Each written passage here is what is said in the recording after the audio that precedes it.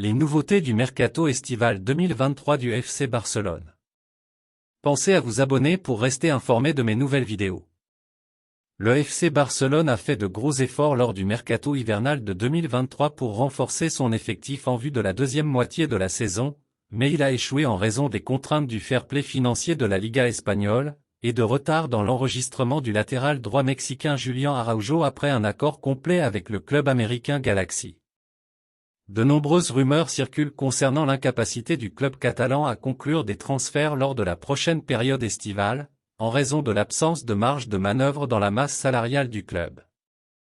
Cependant, la direction de Barcelone fera tout son possible pour réaliser de nouveaux recrutements. Barcelone tentera de mettre en œuvre certaines mesures pour faciliter les choses, telles que se séparer des joueurs vétérans Jordi Alba et Sergio Busquets, et vendre l'une des stars à forte valeur marchande afin de réduire la masse salariale et d'augmenter les revenus en attirant de nouveaux sponsors. Victor Roque reste la cible souhaitée de Barcelone au poste d'attaquant, Journal Sport.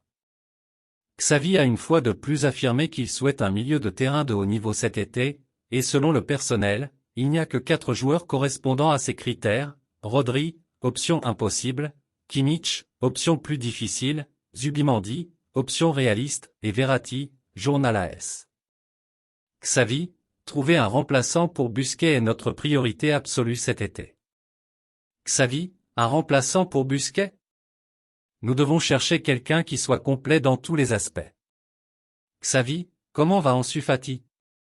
Je n'ai pas parlé avec lui et je ne sais pas quelle est la position du club. Nous déciderons plus tard à ce sujet, pas seulement pour Ansu, mais pour tous les joueurs, nous verrons plus tard. Xavi, Jules Koundé est un élément clé pour nous.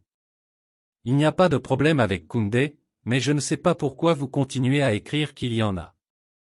Il est un homme formidable, professionnel et il nous a beaucoup aidés.